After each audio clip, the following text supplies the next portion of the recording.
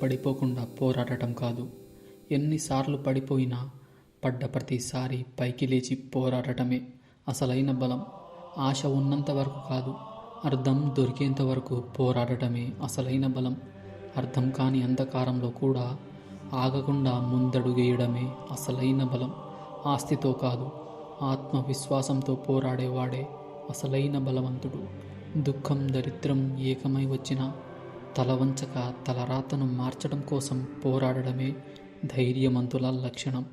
భయాన్నే దాటలేని బద్ధకానికి బానిసైన శరీరంతో బాధ్యతలు మోసేదెలా, తీరాన్ని చేరేదెలా, ఉప్పొంగి ఉరికేదెలా, ఉద్యమాన్ని గెలిచేదెలా? నేనేదో ఉద్యమాల గురించో చరిత్ర గురించో కాదు, నీ జీవితం గురించే చెప్తున్నా. సరిగ్గా విను. లోకం నిన్ను ఓడిద్దామని ఉరకలేస్తుంటే నువ్వు మాత్రం గాలికి తిరుగుతున్నావు.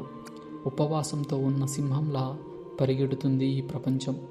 జింకలా ఈ ప్రపంచానికి ఆహారమైపోతావో లేదా మరో సింహమై ఎదురెళ్ళి గర్జిస్తావో నీ చేతుల్లోనే ఉంది. అందుకే మౌన యుద్ధం మొదలెట్టు. నువ్వు చేసే పని, నువ్వు వెళ్ళే మార్గం ఎవ్వరికీ చెప్పాల్సిన అవసరం లేదు. ఎందుకంటే చెప్పుకొని తిరిగేవాళ్ళు కాదు, చేతల్లో చేసి చూపించే వాళ్ళే బలవంతులు. మాటలు ఆపితేనే చేతులతో చరిత్రను రాయగలవు, లక్ష్యాన్ని ఛేదించగలవు. నీ బ్రతుకు మార్చే చదువు కావచ్చు, నీ బాధ తీర్చే డబ్బు కావచ్చు.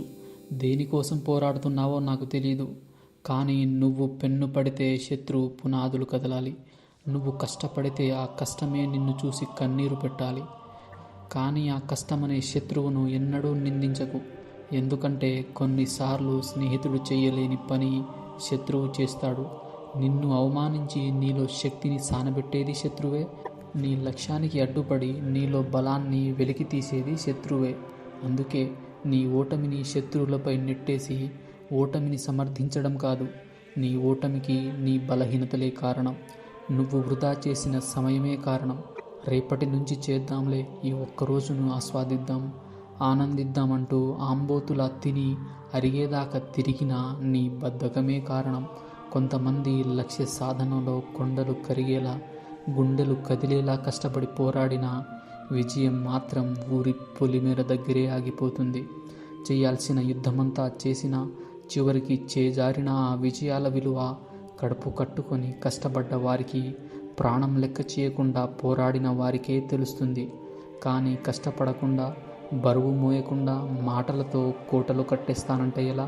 ముందే చెప్పా కదా, ఎన్నిసార్లు పడిపోయామన్నది కాదు, ఎన్నిసార్లు పడిపోయినా పడ్డ ప్రతిసారి పైకి లేచి పోరాడటమే గొప్ప. పడగొట్టిన ఆ ఓటములే సాక్ష్యం. పడి పిరికివాడిలా పారిపోతావో, పైకి ఎగబడి ఎదిరించి పోరాడుతావో అనేది. ఈ వీడియో మీకు నచ్చితే సబ్స్క్రైబ్ చేయకపోయినా పర్వాలేదు, కానీ ఒక్క లైక్ ఇస్తే చాలు.